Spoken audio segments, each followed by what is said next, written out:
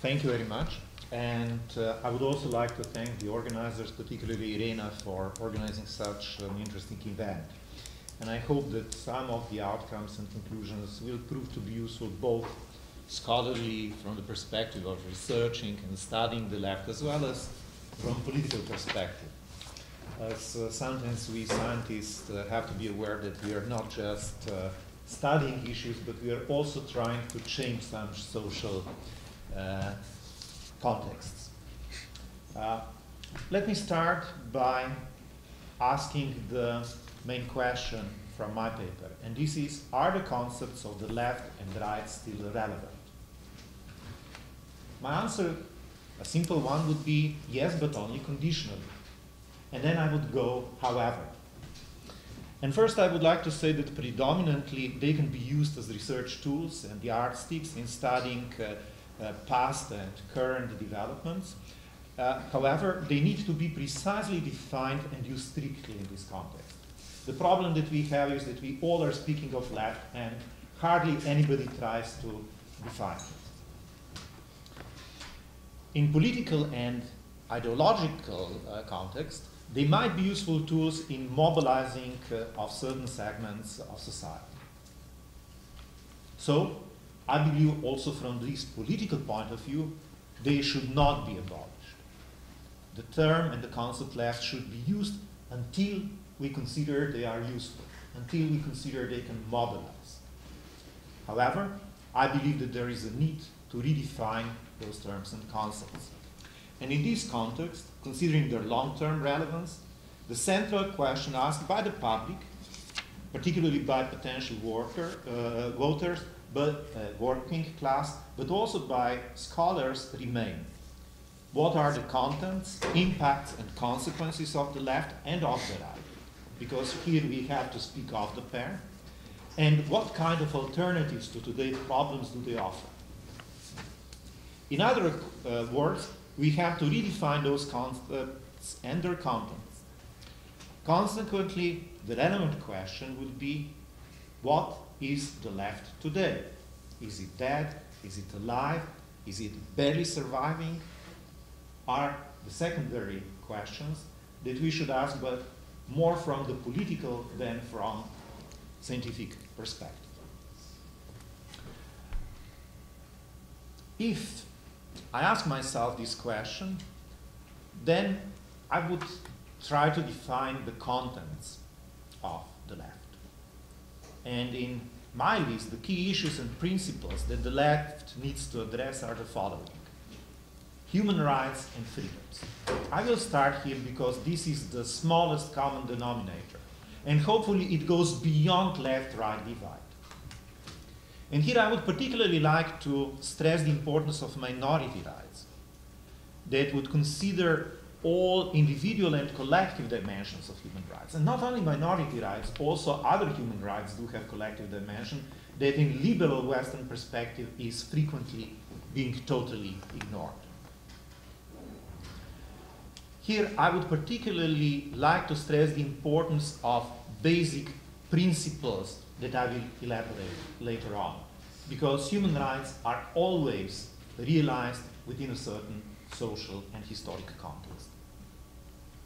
In my view, the key component of the left should be their stress on the importance of social justice, equality, and distribution of wealth, including fair taxation, which is the source of funding different elements of welfare state. I believe that the fair taxation should not only include the regular income and property taxes, value-added taxes, but should also include the price for all social, economic, and ecological costs that the activities of individuals and companies are causing. I believe that one of the main problems of current market economy is that those costs are simply not calculated and are not paid. They're considered to be free of charge and thereby the generator of the profit at the expense of individuals and all collective entities. The second point And the second principle that I would stress is the inclusion and integration. Inclusion being a little bit broader, and then it should be the basis for free, voluntary integration of all individuals and collective entities that actually want to join. They should be stimulated but not forced to join. The next one, and I believe this is the most forgotten traditional principle of the left, is solidarity. And of course, once one speaks of integration, inclusion, and solidarity, one should not forget that these are the elements that actually create community and actually are presenting the basis of security, both individual and social.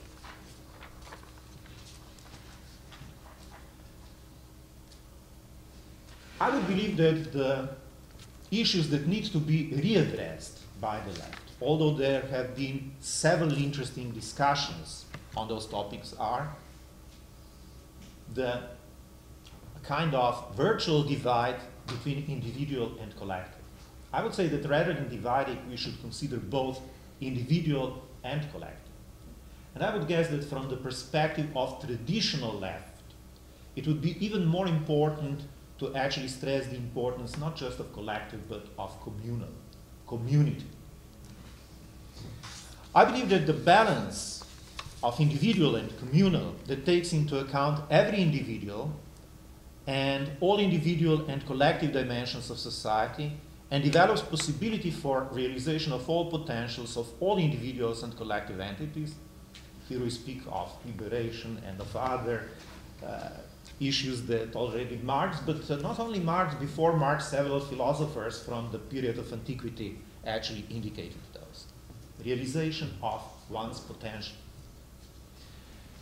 And here I would again like to stress the importance of ensuring the rights, minority rights, and adequate status of distinct communities that and individuals that might be marginalized and overlooked. I believe that this can only be done if it is built upon coexistence, tolerance, continuous, voluntary, equal, just, and fair cooperation, and participation, not only in political sphere, but in all spheres of life, built upon common interests that take into account all socially relevant individual and collective needs and interests. The next, and here I am actually pointing to a topic that frequently is being neglected, is green, just, balanced, sustainable development. I'm not speaking of economy here, though the majority are speaking of economy. I'm speaking of just, balanced, green, sustainable development, which is not growth-based. It could be occasionally, but it is not growth-based. And if we observe it from the perspective of the left, the principles of solidarity, voluntary for equal and just inclusion and integration of all individuals and collectives should be actually a kind of a banner. Here, we should take into account all environmental, natural, social, and economic limitations that exist in every specific environment. We should also take into account all relevant levels, from local, regional, subnational, national, transborder, regional, continental, and global, and all dimensions of development.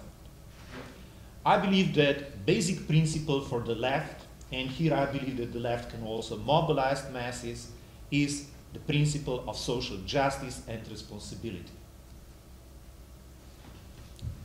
And again, I would like to stress that everybody needs to pay all environmental, climatic, natural, social, and economic costs of their activities. In other words, companies that decide to close down factories simply because there is better possibility for profit somewhere else because the wages are lower, should be actually taxed for social costs that they are causing with such a decision. And I believe that it's not so new. Smith spoke of invisible arm that should actually react in the market. he meant the state, though it is not very popular to mention this.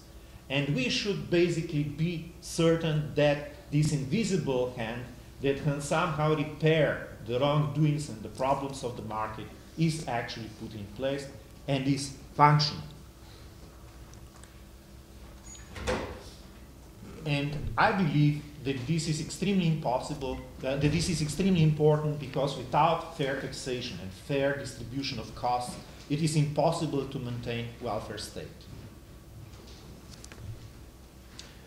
When we speak strictly of economy, and when we speak of this green, just, balanced, and sustainable development, we should particularly underline the importance of economic and workers' participation, and wherever possible, something that has somehow went out of fashion, but I believe is still quite important, and that is self-management. And I'm not only referring here to the so-called socialist self-management, but to the self-managing traditions that exist worldwide. The next important point of what I would consider the left today is ideology of cooperation built upon principles of solidarity, voluntary, equal, and just inclusion and integration of all individuals and collectivities. Here, we shall be searching for the balance between communal and individual, and should take into account both specific individual and common interests, but simultaneously also the limits to the development which I was talking about before. What is extremely important in this context is building cooperation and common interest on these equal principles. And here we should address both equality at local and at a global level. Yesterday we spoke about redistribution, and this is, I believe, the key issue which will test the survival or death of the left as we know it. I would argue that for the time being, we shall not give up democracy. However, this democracy should be a specific one. Above all, it should be based upon inclusion and participation of all individuals and communities. And even more importantly, it should be based upon limited majority rule and protection of minorities. And again, in democratic processes, in developing those common interests and policies, the consensus should be built upon limited majority rule and protection of minority, and taking into account of interests of all individuals and communities. I do believe that for the time being we should be sticking to representative democracy. However, I'm not against the inclusion of direct popular democracy with one very specific footnote. If it is to be implemented, everything should be done that information is available and that people possess the knowledge and skills to actually decide upon issues that are decided that way. And here, I guess, in the left tradition, we have the tradition of the Paris Commune, which is excellent to be studied and still extremely relevant these days. And finally, I believe that what left needs to address are inclusive and plural identity politics. They should promote open, inclusive identities and coexistence of different identities, it should enable expressing of all identities, and also it should stress, and this is the educational and informational function that the left should have, the fact that identities are not static. They are processes that are constantly changing, and therefore should also be taken as that. Here, I would consider that we also need to address the issue of migration policies in general. We should really listen to those who say that, particularly in the environments that actually face depopulation, an effort should be made, first of all, to stop or to reduce emigration from those environments. On the other hand, developed societies should actually really consider whether it is a better policy to actually organize migration that is necessary from the point of emigration that can sustain the level of living standard in those societies, or it is better to invest in the development of those environments that actually, due to their underdevelopment, force people to leave. So these are the general principles. Now I would like to say a few words about Slovenia and then a few practical problems that were also discussed before. So is there true left in Slovenia and in Europe? My simplific answer would be almost no. At least in Slovenia there is some left, also possibly relevant left. However, if they are truly left, that's another question. And I'm afraid that this answer actually applies also to most of Europe. So there are several parties that declare themselves left from the center. For example, in Slovenia, if we look at parliamentary parties at the moment, the left, the Social Democrats, Democratic Party of Pensioners. And there are a few non-parliamentary parties that also declare themselves left. However, their policies and ideologies often hardly have any elements and contents that could be considered left. They are mostly liberal, maybe to a certain extent social liberal, and above all, they do not offer any relevant answers to basic questions of future development of our societies and of much needed transformation of those societies. Particularly, there are no attempts to develop any alternative to nowadays prevailing capitalist liberal ideology. And I believe this is very much wrong. Another problem is that parties of the left still often tend to establish their own hegemony, at least at the left, if not in the total political spectrum. Be it former communist parties, social democratic parties, but also new and radical left is not free from this disease. And this is particularly harmful if this is done at the expense of other left-wing policies. My answer to that is we need to preserve differences. They are positive and important. However, we need to learn how to establish alliances and how to develop common plans and common strategies. Individually, most left parties will not be able to win an electoral battle. Together, with well-coordinated plan of action, such chances, in my view, do believe. And then, and I would ask you to cut me when I'm too long, I would just like to point some issues that I really consider important in actually developing new left-wing policies. First one is discussion on plurality, diversity, more precisely on pluralities and diversities that are socially relevant.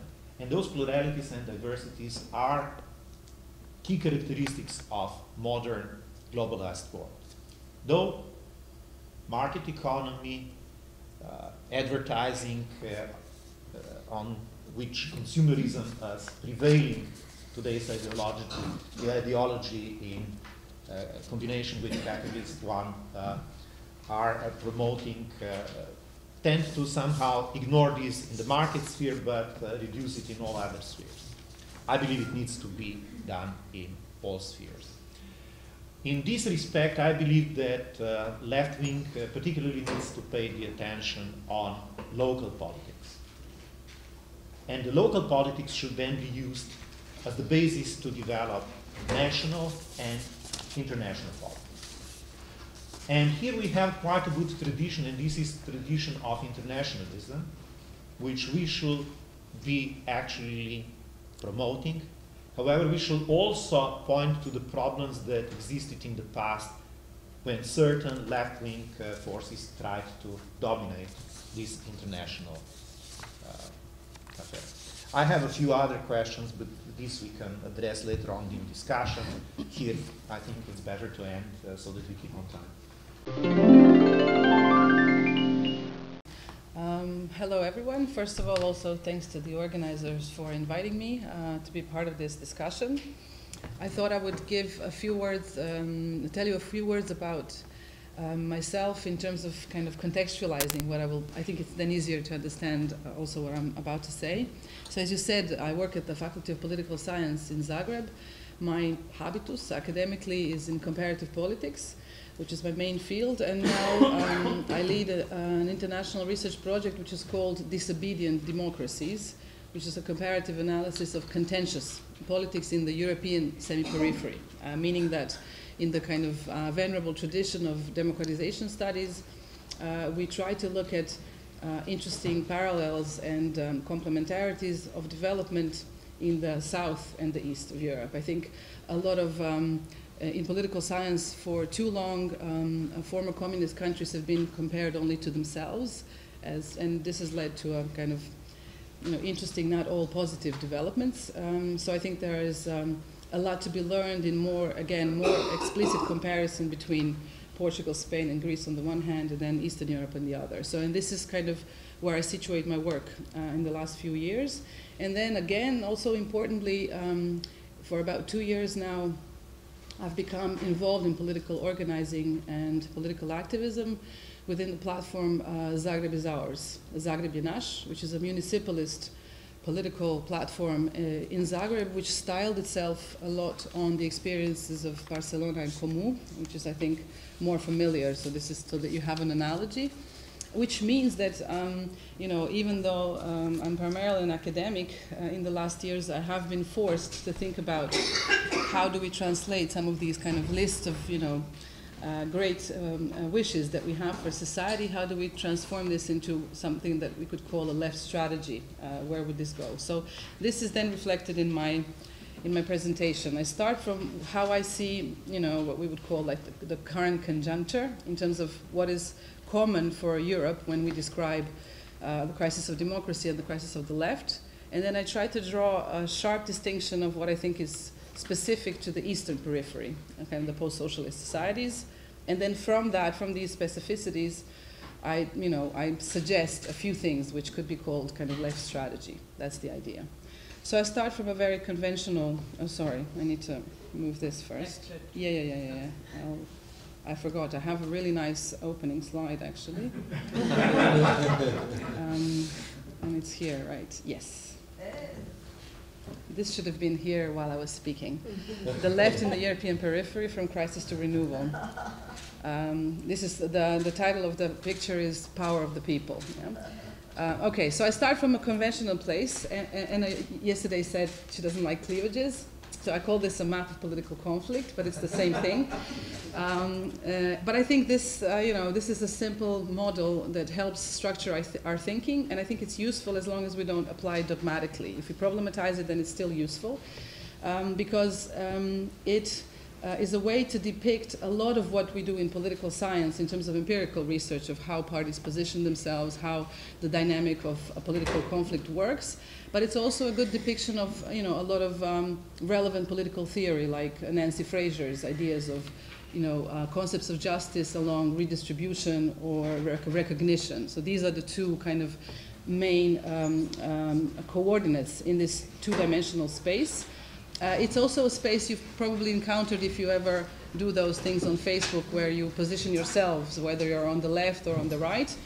And that also means that this kind of spatial analogy can be used both to discuss actual social dynamics in terms of, using an economic vocabulary, demand for parties and for policies, and it can be used as an analysis of competitive space of how parties position themselves, where do they see a gap, and so on. And that's what it's been used mostly for.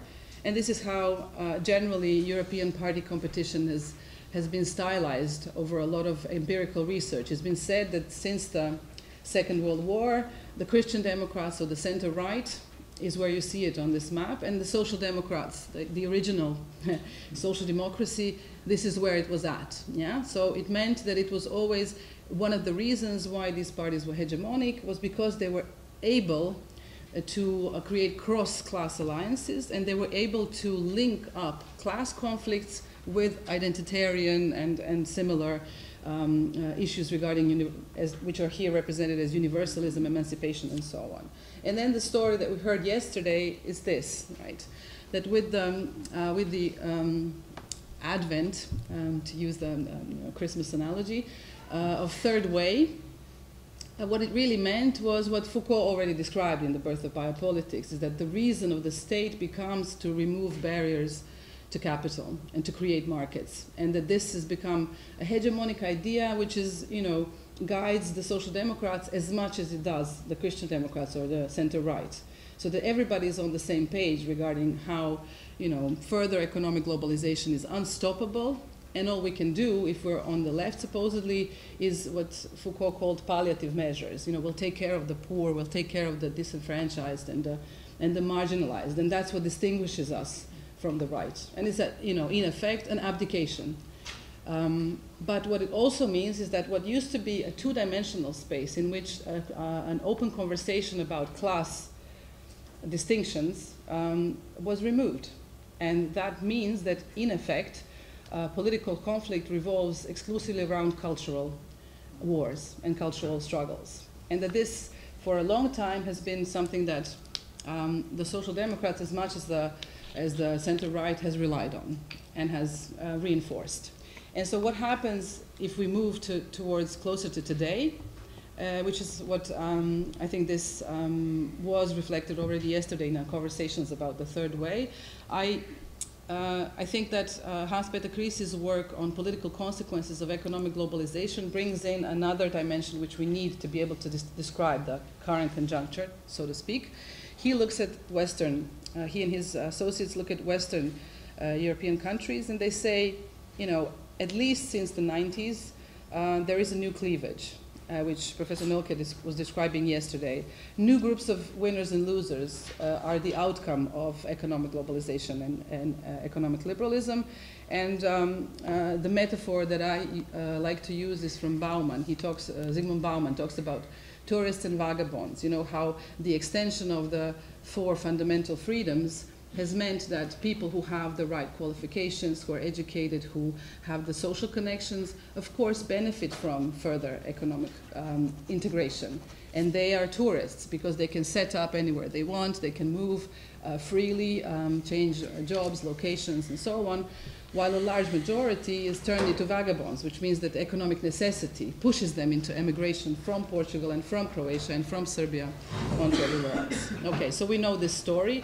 The composition of the tourists and the vagabonds, the winners and the losers of globalization will vary according to a national context, but the cleavage is one of integration demarcation, or as it was described yesterday, cosmopolitanism and then communitarianism on the other hand.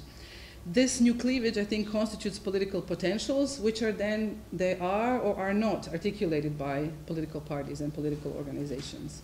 And what they say, they have, three key hypotheses about what has happened to party competition and the structure of political conflict in Europe generally. And then I draw a few distinctions of what is specific to the Eastern Periphery. So the first is what we've already described. The mainstream parties have been formulating programs for the winners for a very long time now, and the left has been, preserving some elements of the welfare state to the extent that it was able to. This has led to political fragmentation because the votes for both center-left and center-right have been declining, and there is a proliferation of peripheral political actors, new actors, protest parties on the left, on the right, which tend to adopt some form of program for the losers. I mean, we need to take this, of course, conditionally. This is a shorthand for a longer story. But as we know, the group of parties that has been most successful in appealing to the interests and fears of these groups are the populist right. Creasy calls it the populist right. I think, and not only me, that we should just call it the new right. It's the re-articulation of the right. And I think populist is, we don't really need it.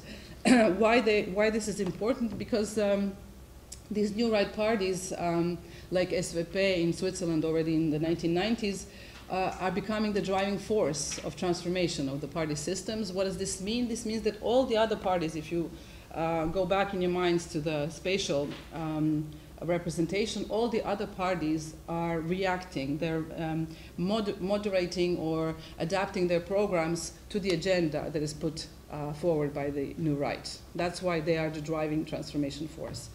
That's what Creasy says, and I agree. So this is what they say is that the political consequences of economic integration and economic globalization simply mapped onto the existing two axes. So it's not a new. It's changed the way we discuss some of the main issues, but you still have kind of the two cleavages, at least when looking at Western Europe. They say two-dimensionality of the two coordinates still survives, but new conflicts are integrated into existing structure. What has happened is the transformation of the cultural dimension, because the key issues now are immigration and Euroscepticism. As we know, when we study the platforms of the new right, these are the front issues. And the cultural dimension, for these reasons, has gained further importance. And it's a primary basis on which parties seek to mobilize. Okay, so I hope that this is useful. When you're a comparativist, that means you use a broad brush, and people with specific knowledge of specific context always feel that it doesn't fully represent any particular case, but hopefully this is useful as a broad perspective of what's been going on. So what about the periphery then? The Eastern Periphery here. I'm summarizing a lot that's what's already been said. So I think one thing that we need to be more conscious than we usually are, we analysts and academics, we adopted this idea according to which there's been austerity post-2008. Austerity was here 1990 and onwards.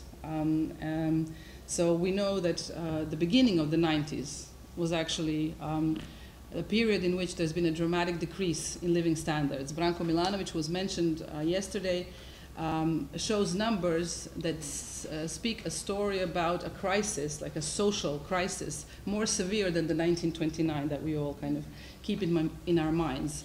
I think this is fundamental for our understandings of both the morphology of political conflict and the constituency of who votes for whom, to be aware of the extent to which there's been an economic impoverishment and insecurity as a basis, a social basis along which there's been a transformation to capitalism and liberal democracy at the same time. So the left, as we know, destroyed ideationally, delegitimized, but materially and in every way. So when we make comparisons with situations in Portugal and Spain, for instance, there's a lot of what is assumed infrastructure simply doesn't exist in Eastern Europe. There is no legacy of a communist party. It's been dismantled. There's no radical unions that you can organize and form alliances with. There's infrastructure in a very basic sense of both people working and maintaining ideas, but also infrastructure in terms of potentiality for organization. And EU integration process, which was mentioned in the previous panel, I think what we need to draw as main points here is that the liberal recipe of the post-Maastricht and the single market was much more thoroughly implemented in Eastern Europe as part of the European accession than was the case in the West. And contrary to the initial idea that there will be convergence, there is no convergence, and we know this. We don't need to kind of go into this further. So what developed was dependent market economies. I put this today. So because you're here. But importantly, the EU integration process, these are the economic consequences, but the political consequences equally very important. This long period, and now I speak from Croatian experience, this long period of downloading, meaning following a script of reforms that need to be implemented regardless of whether the right is in government or the left, is what Peter Meyer called the hollowing out of politics. It has a strong delegitimization effect on democracy, on voters even thinking, why would they vote? I mean, irrespective of who is in government. The right-wing voters in 2003 got a really big, slap in the face when they thought, oh, finally the right is back in power. That means we won't, cooperate with the Hague Tribunal. But of course we cooperated with the Hague Tribunal. And once this was on the road was there, I use this as an example just to show the extent to which the outcomes of elections seem to be irrelevant. And I think that's really important for what kind of context we're trying to build a left within. People who are completely disillusioned with, and they perceive the political sphere as a circus. They tend to sometimes bet on people. They like to see a show. And the rougher you are, the bigger a circus, the better. But in terms of really believing that a political party will carry your interests into the representative arena, I think it's a really, we're far, far from there. Yeah. Okay, so Krisi going east, what's different? What was different is that the 90s were a context in which it was impossible to implement significant redistributive programs. So even if the newly formed, former communists, now social democrats, wanted to keep a redistributive program, they were told this is not on the table because the state is too large, the socialist heritage is too damaging, and so on and so on. So that is a change in context. Secondly, there's been no successful challenge from the left. This is of course linked to the first point. And therefore, it is meant that in a lot of these societies we have a right-wing hegemony. So throughout the 20 years period, and now with new variations, what we call the populist right is really just a variation on the theme. So this is what it looks like in the East. Nobody, yeah? So the furthest left is the third world, which means that there's no left. And again, this is a simplified image. There are, of course, it's not the same. The situation is not the same in Slovenia and in Serbia. So it's a simplified version. But I think it's important for us to understand why we keep fighting cultural wars, why we keep having the same conversation about, in Croatia, religious education, and again, abortus, and all of these things. This is because there's nobody articulating a class cleavage.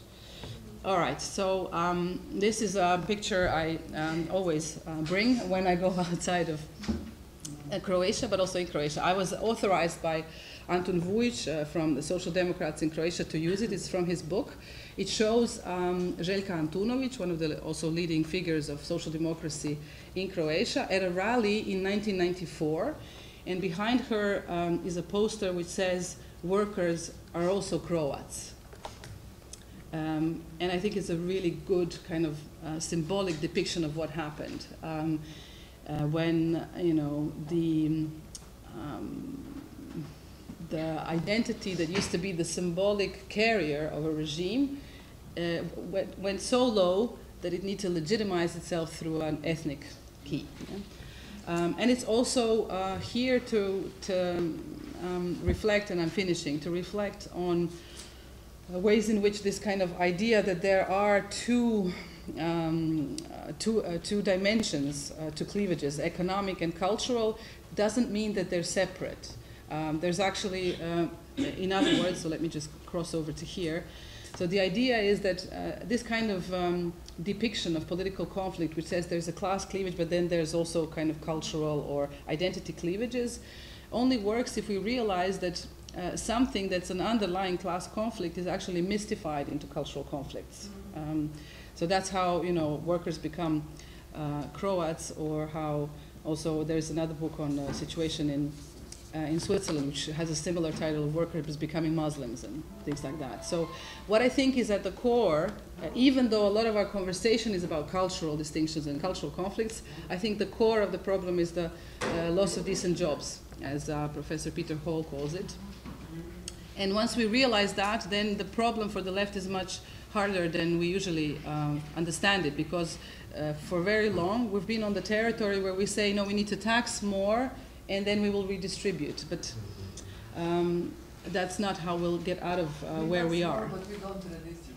But even, but it's easier to extend social benefits, as it says here on my slide, than to create decent jobs. And, when we were talking about the situation in Poland, I don't know where the colleague is, he said that the Law and Order Party is, has redistributive programs, because that's important to catch votes, and that's also an element of a clientelistic link to your electorate. But that's not a transformative left policy. So I think we need to be much more ambitious about a kind of, I hesitate to call it an industrial policy, but some kind of economic development policy, and not only remain within the tax and transfer kind of logic. And we need to stop fetishizing cultural dispositions, which goes some way along what the previous paper was talking about. A lot of Of course, the left will protect and will stand by the rights of all the minorities. But what I think we need to realize is that we only will defend the minorities by talking to the majority, by figuring out ways in which their concerns about security and the future can be a part of our project. This is how we protect the minorities, not by declaratively saying we are for minority issues and so on. That's what I mean when I say the left should stop fetishizing cultural dispositions. And I quote here Nancy Fraser, who says, "We must start from the premise that many right-wing voters are in principle winnable for the left." I think in Croatia and in a lot of the countries that we're discussing now, without thinking that, we have no business working in politics, because in Croatia it's a complete right-wing hegemony. So if we don't believe that we can talk to these people and convince them that there is another way out of their sense of insecurity about the future, then we are exercising kind of a comfort marginalization of the left, a self-marginalization. Yeah. So 3 points to complete this presentation. 3 points which are, I think, kind of some elements of left strategy. One is, and this is now guided mostly by trying to figure out how to politically be active in the Croatian context. We need to articulate the class conflict much more explicitly than it's been done so far. And in the Croatian context, the way to do it is by showing, and we have enormous, strong empirical data, which shows that family circumstances are way more and more over time determining your outcomes, where you will end up. So if you're from a rural area, from a poorer family, the education system and everything works against you changing your class position. And these societies, I think, if there's something that we can inherit from the past, is a strong, families, histories of strong social mobility. In 2 generations, from having no schooling to having a doctorate. That's my story. My grandparents had, barely completed primary education, right? So I think this is a story that has strong political potential to say, how did this happen, that we are now supposedly free societies, and that your family circumstances are determining the outcomes of your life. Yeah, so that's one. A second one is, for the left, it's really a priority to go back to the grassroots and politically organize, which is hard work. It doesn't pay off in terms of, the media and having quick results, but I think it's the only way to create the kind of the social density necessary for transformative politics. And this entails also a much more kind of trust in the democratic process. There's been, I think that the left elites are equally guilty of paternalism towards the electorate as the right-wing elites. And this is something that also we need to put in the bin. And then finally, why we decided, why Zagreb and Naš decided to contest the local election and then think about national level politics is because we think that at the city level, it is possible to change the conversation from the cultural conflicts into the other arena, because the conditions of life and how you live in your neighborhood and whether you have electricity and all of that, it's something that helps us start the conversation with voters which have been voting 20 years for the right, and it allows us to talk to them and also to figure out how to speak in a way that it will resonate to them. That's why we think we need to start at the local level. All right, that's all. Thanks. I'm really happy to be here with you and to discuss about those questions that I see that are quite important and relevant today. So I will not talk too much about... yes? Your head. Oh, I see. Yeah. Okay. Sorry. So I will not talk too much. You can just move to the right. No, it's okay. I will not move to the right now. Whatever I do, I will not. Go right. Yeah, I know. You can go right to the left. I think it's okay. So I will not talk too much about the theoretical debate where the left is and what the left should be, but I will concentrate mostly on the case of Bosnia and Herzegovina. So in some earlier times, and mostly I mean during the socialist Yugoslavia, Bosnia and Herzegovina was perceived as Yugoslavia in little, as something that combines all those identities that are living in Yugoslavia. And we could see it in the flag of Socialist Republic of Bosnia and Herzegovina, there was a little Yugoslavian flag on the top, and the flag was red. Now, Bosnia and Herzegovina is being understood as a country of eternal hatred and conflict. I used to call it a safari for Western researchers that comes to my faculty to see what happened, how did we survive, how do we live among each other, and so on and so on. Yeah. So the aim of this presentation is to see how the current post-conflict shaped Bosnia and Herzegovina can be a canvas for the left and why it is not. So I will start with the current context of 2018. There were several different events happening, and among all others, two were important. The first one is that this was a year of very turbulent general elections we had. And the second one is the 75th anniversary of the Zavnobić Declaration in 1943, which established the statehood of modern Bosnia and Herzegovina. Now, you will understand why it is important afterwards. So, on the occasion of the last event I mentioned, the Zavnobić Declaration, I was called in a special program of radio of Federation of Bosnia and Herzegovina to discuss and debate about it. And one of the questions most, a patriotic one, was what does the country represent to me? And I think that none of them expected that I will say that a country, for me, represents a result and a final outcome of a class conflict. And so is Bosnia and Herzegovina. And yesterday we had the possibility to see and to hear about the state of the left and working class in Europe. In Bosnia and Herzegovina, the situation is a little bit different. In a certain historical moment, and I talk right now about the Zavnobić Declaration, during the anti-fascistic resistance in Bosnia and Herzegovina, the Yugoslav partisans, led by the Communist Party of Yugoslavia, established their forms of governments in all the areas they liberated from the fascist regimes or the collaborationists. Such an organ that was established was the State Anti-Fascistic Council of the National Liberation of Bosnia and Herzegovina, so Zavnobić. And it was a form of constitutive assembly with more than 200 delegates all over the countries. And those were the delegates coming to Zavnobić. They are common people, working class people, who participated in the anti-fascistic resistance and formed a declaration establishing a free Bosnia and Herzegovina. So at that time,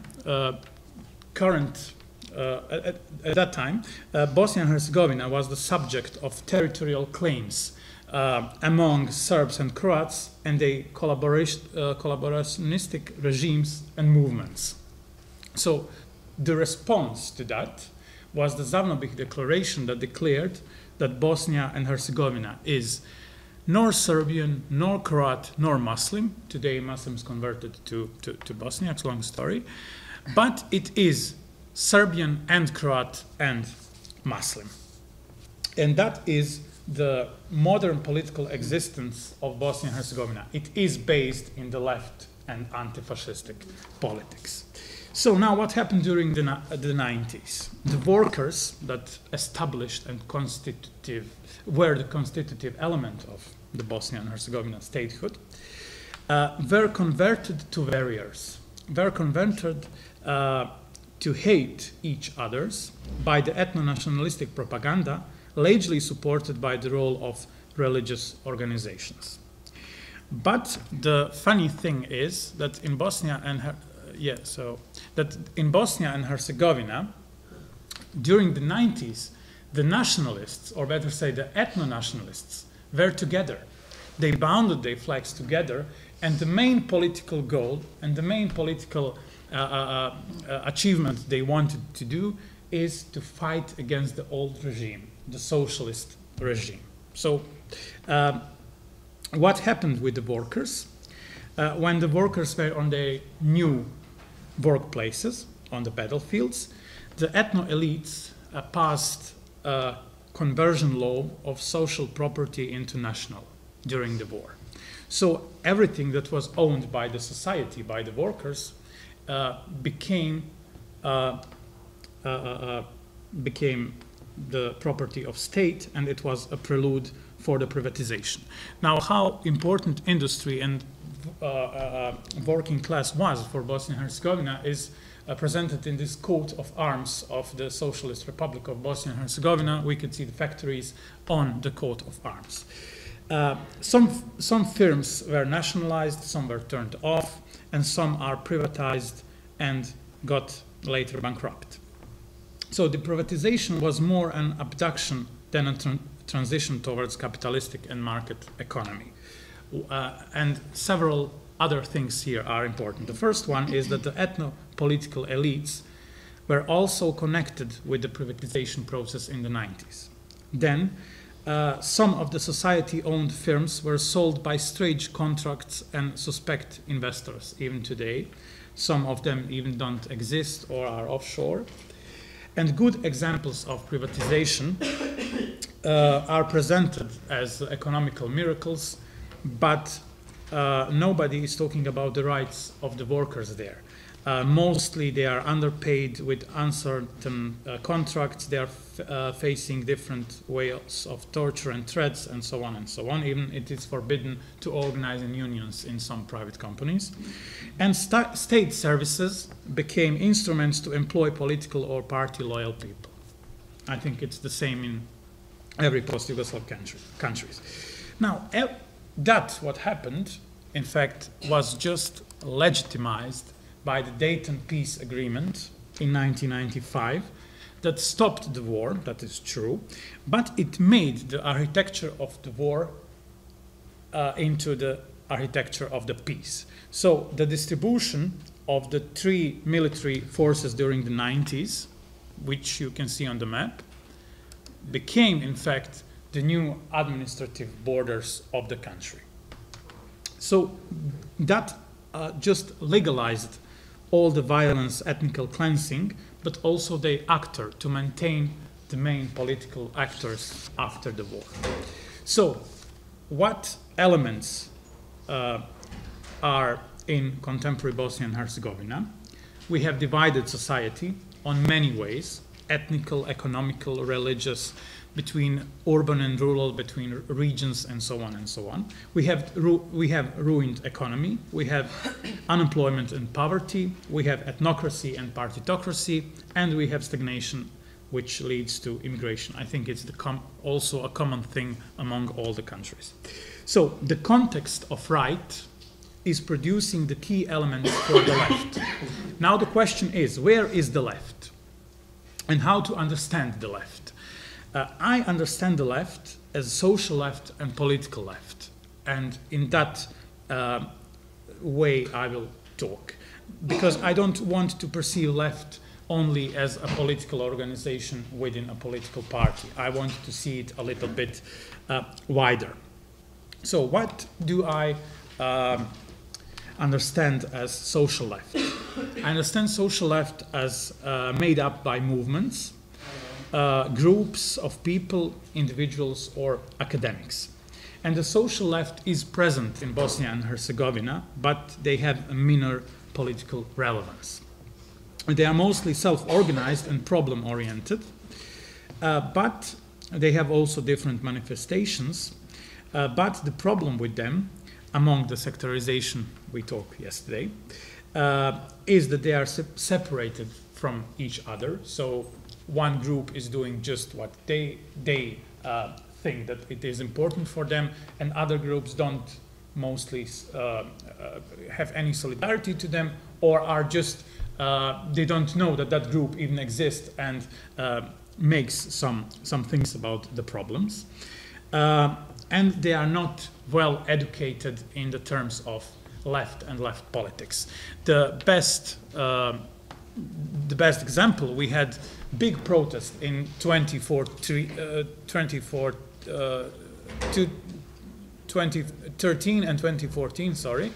The first one, we occupied the parliament because we wanted that a law should be changed, and the law could not be changed because of the ethnical reasons. Long story, we can talk about it later on in debate. And the other protest in 2014 ended burning up cantonal governmental buildings. Even the presidency was built, and the police cars were built, burned. Sorry, all. Sorry, 2014.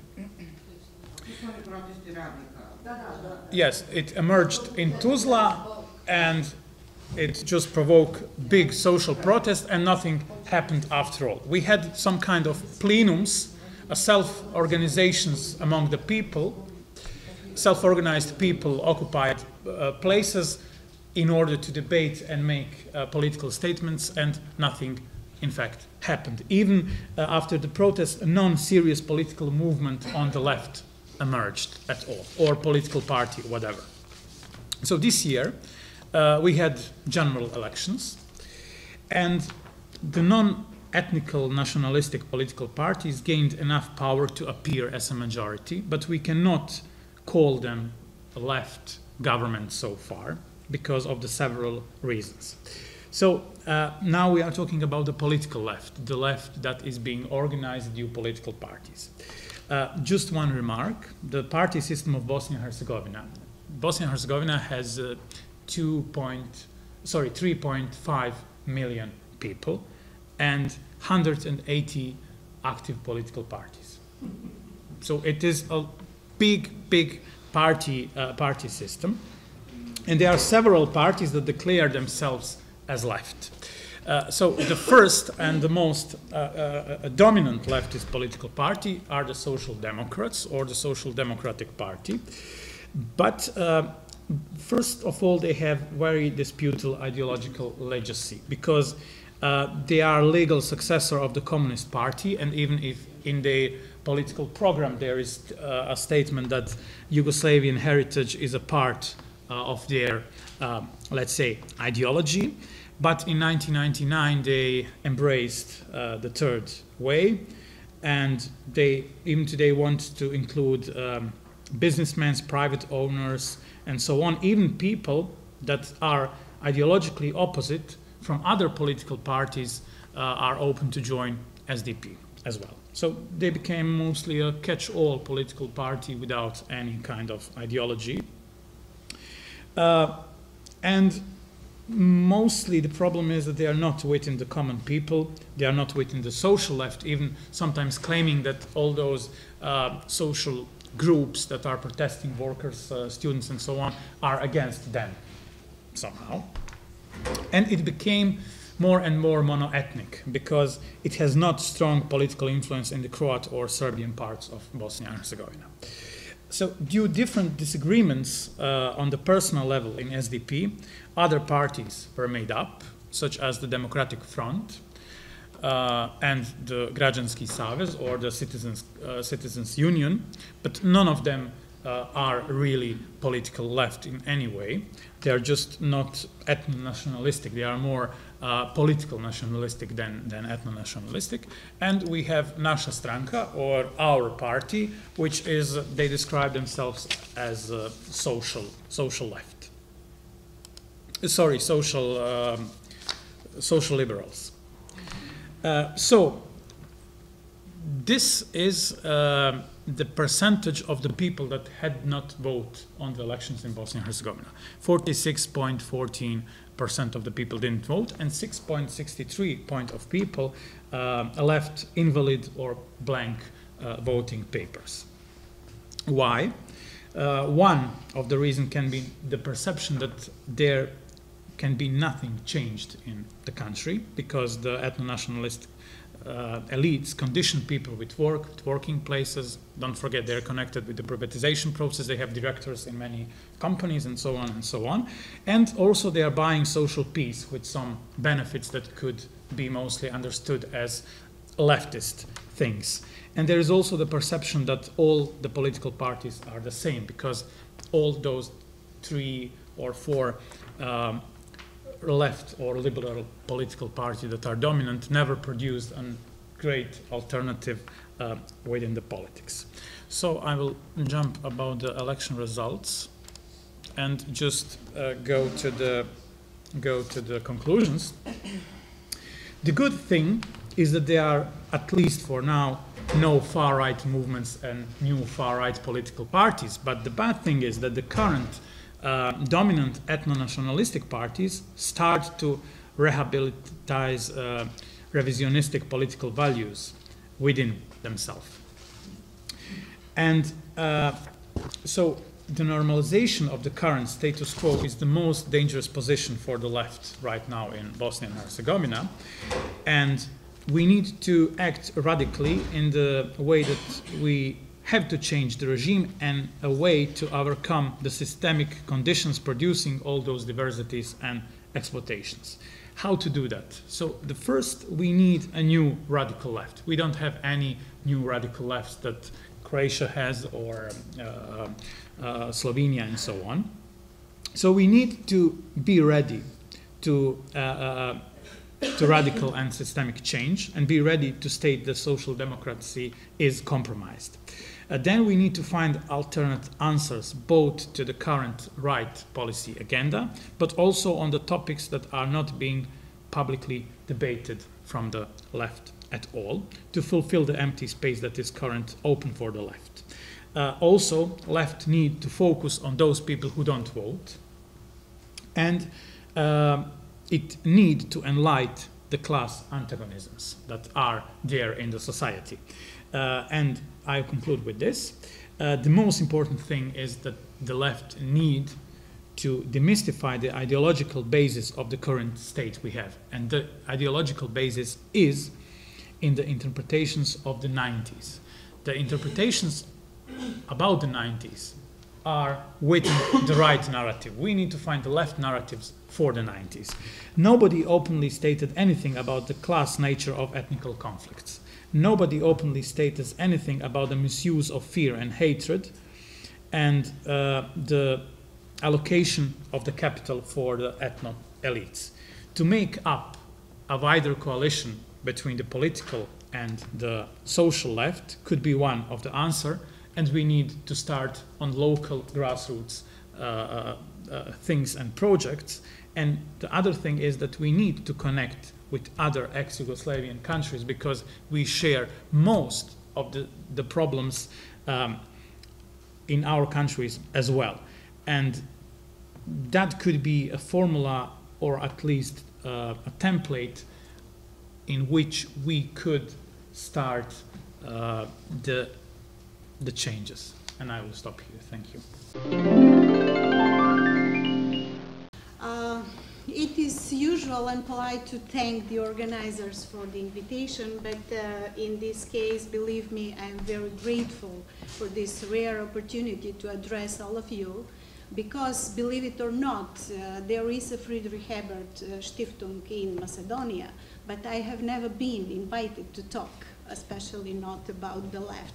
So this is, for me personally, a very unique opportunity to talk about, yes, thank you, the Serbian office.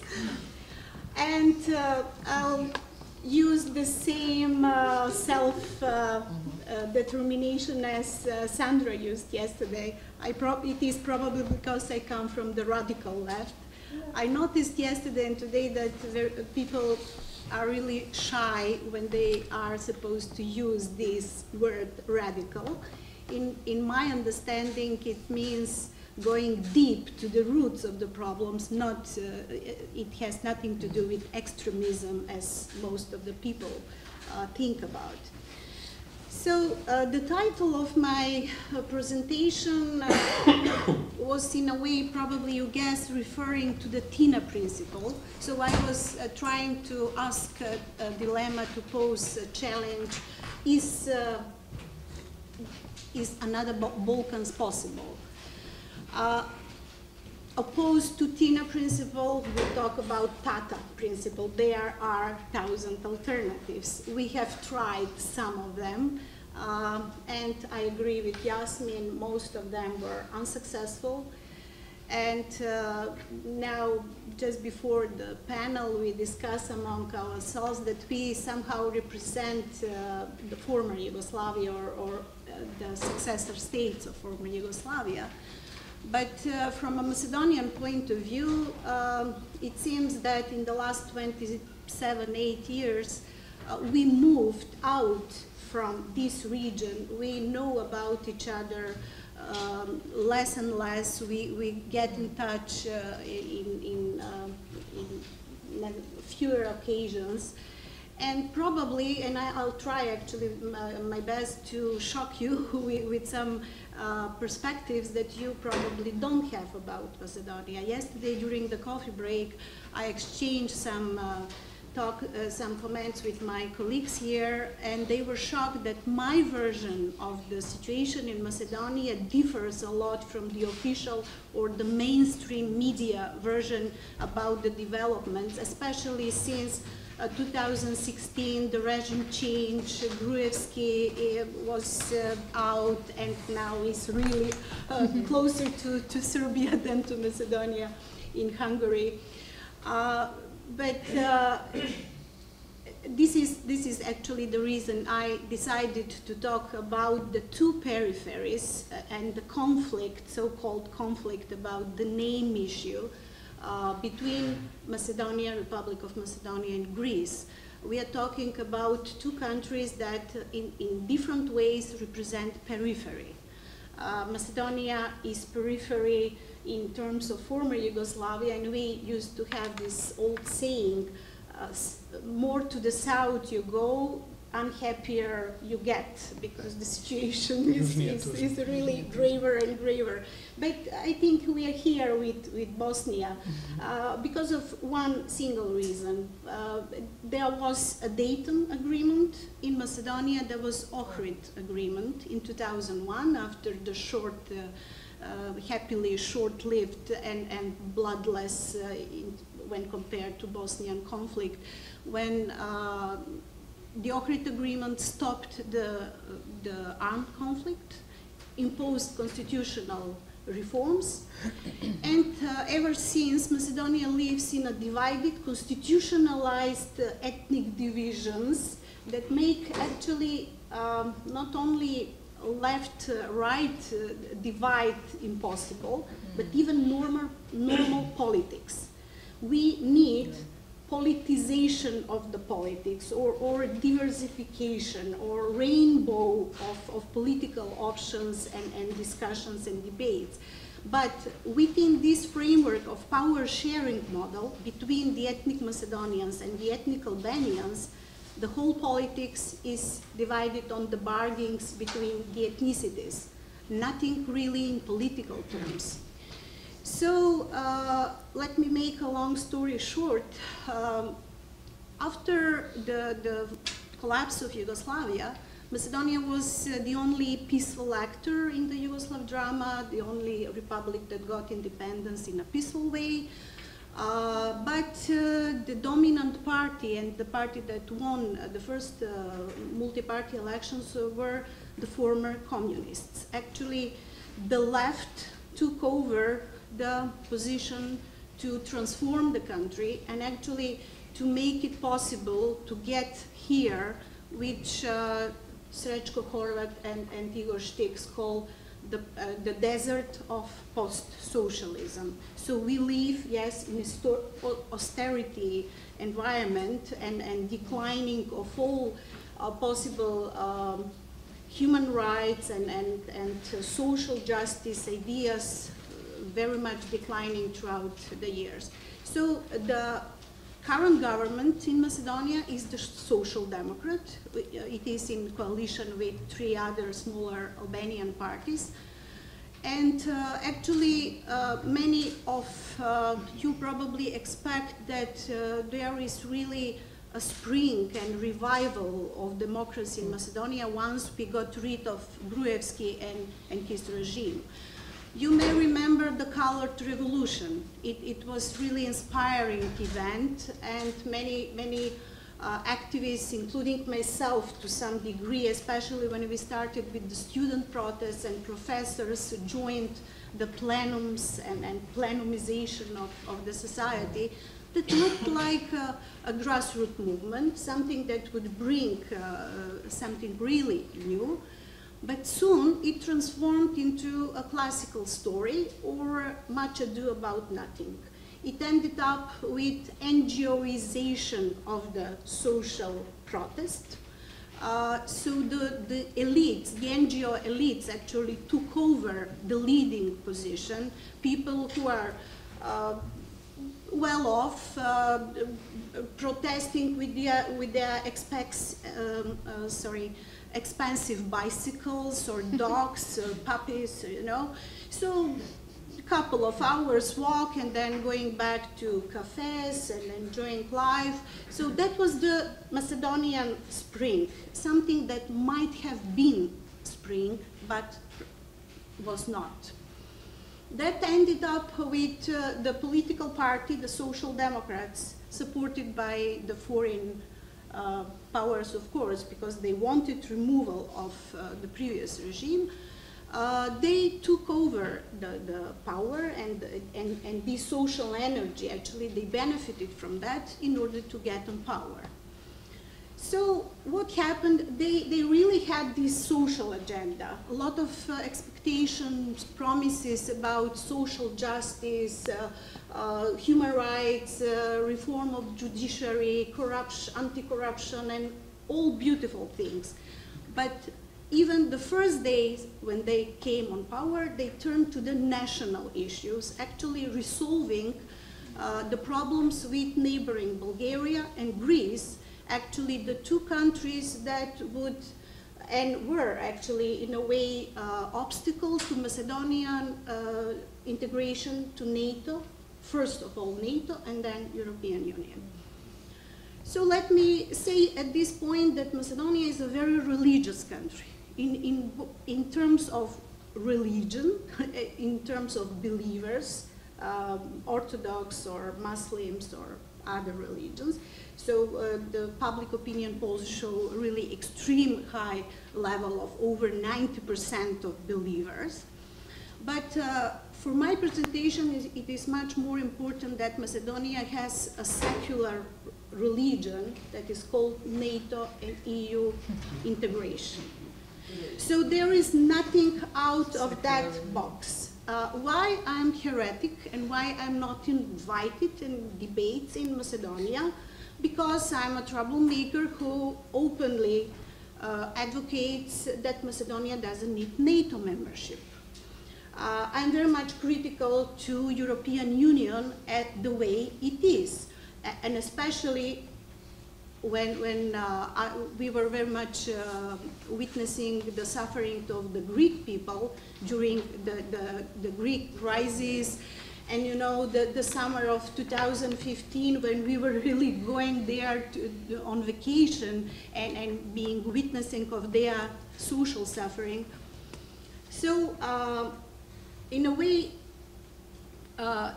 we could see, and we still can see from our neighbors, and nowadays there are protests in Bulgaria, the situation in Greece is not getting better.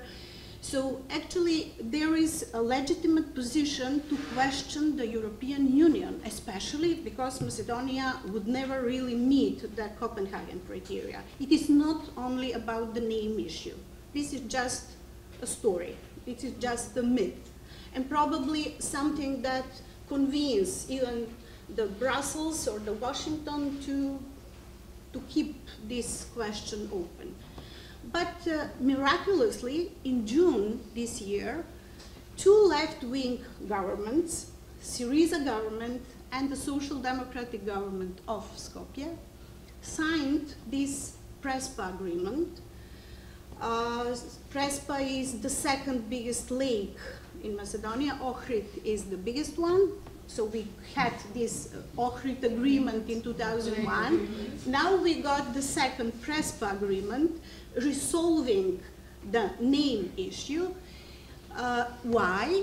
not because of the two countries and the elites got mature and overcome or transcend the nationalistic narratives, but because the geopolitical situation changed so much that it was and it is very important for Washington and for Brussels to push Macedonia into NATO at any cost. Of course, there is no compromise because it is asymmetrical dispute. It is absurd, of course. Strangely, no leftist parties ever showed any solidarity with the Macedonian people in terms of this really absurd situation. And even when the Prespa agreement was published and announced, first in the Greek Katimerini newspaper in English, and then we all learned about the details. Devils are in the details, and we are talking about agreement of 20 pages long. So I share it with my colleagues from various universities in the West and ask them for expert opinion from a position of international law. They just got shocked because actually whoever glorified this agreement and the success of the two leftist governments didn't even read or didn't even care to read the agreement. The agreement is a Pandora box. In my view and in a view of many of my colleagues. But what happened, I'm referring here to Sandra's great presentation about the role of the media. Only days after the signing of the Prespa agreement, there was a letter, open letter of European scholars and intellectuals, among whom some are very well-known leftist thinkers, who published an open letter entitled "The Prespa Agreement Must Be Honored." Must be. That was prior to the referendum, prior to anything of getting familiar with the text or whatever. So, from above, academic elite and even the leftists said it must be honored because this is perfect solution, this is excellent deal, and it should even serve as a recipe for other conflicts. As a response, we tried to collect other group of intellectuals and to respond to that letter in The Guardian. Of course, they refused that. We collected 70 names, very well known, among whom were Milan Kundera, for example. We failed to publish that public response to ask for a dialogue, to take time out, let's discuss about this, because Macedonian people, Macedonian citizens had not answered to that on a referendum that was scheduled for 30th of November. Probably I'm running out of time and the story is very long. Not yet. Not yet, okay. So all political parties decided even years ago that whatever would be the name decision, it would go on a public referendum, on a popular referendum. That was scheduled on the 30th of September.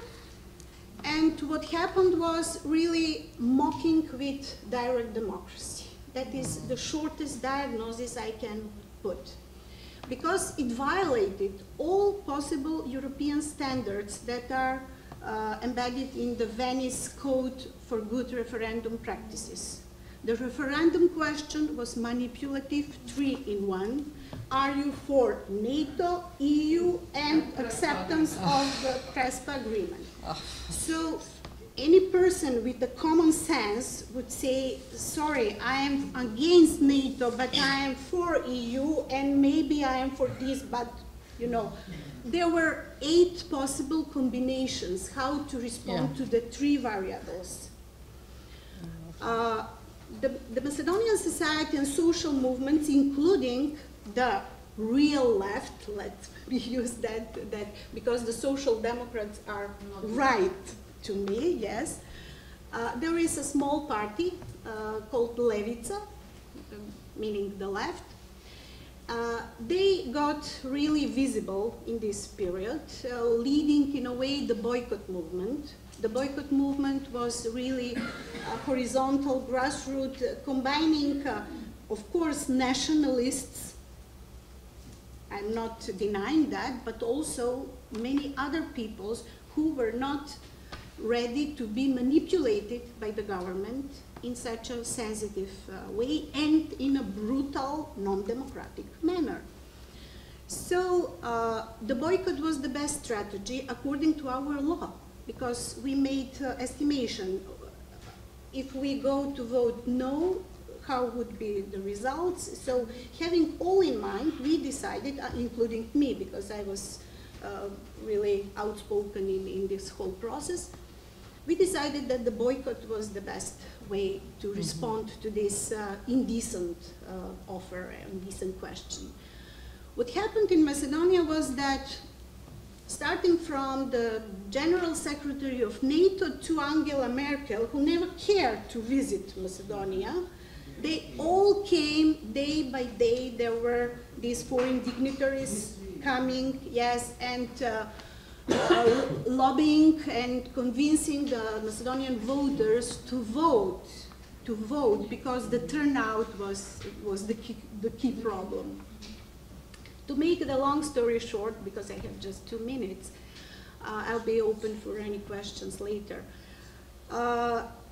That brings the best solidarity and comments I got in this whole turbulent period that is still ongoing, because there is a farce in the parliament where ASNOM, the anti-fascist assembly, these partisan traditions from the Second World War, are in the question mark, because we are supposed to remove them from our constitution due to the Prespa agreement, because the Greek opposed that. There are reasons, but I have no time now to explain, to go into further detail. The problem with the Prespa agreement is not only that Macedonia is going to become from a southern country, northern country, but because the name and the whole political and the legal system is going to be changed inside. It would be imposed change, starting from my personal ID to diplomas in the universities. Everything would be changed, remained into North Macedonia. So it is not only a violation of the constitutional sovereignty of a nation, of a small nation, that is now pushed because of geopolitical reasons, but also change of the constitution and actually getting final say in the Greek parliament, not in the Macedonian parliament. Could you imagine that the parliament of the other country is discussing the change of parliament? Exactly. Of the other And even now, when we are talking about these amendments, our prime minister is constantly on the phone with his Greek partner, asking him, are you happy with this amendment or not? So it is not about popular sovereignty. So the best allies we had in this period were our Greek colleagues, the left intellectuals, who really gave phenomenal support to the Macedonian left. And let me finish here. The third lake in Macedonia is the smallest one. It is called Dojrem Lake. In late September, Levica, the small and new leftist, really radical left party, managed to bring together left-wing parties from Greece, from Turkey, from Serbia, and Croatia.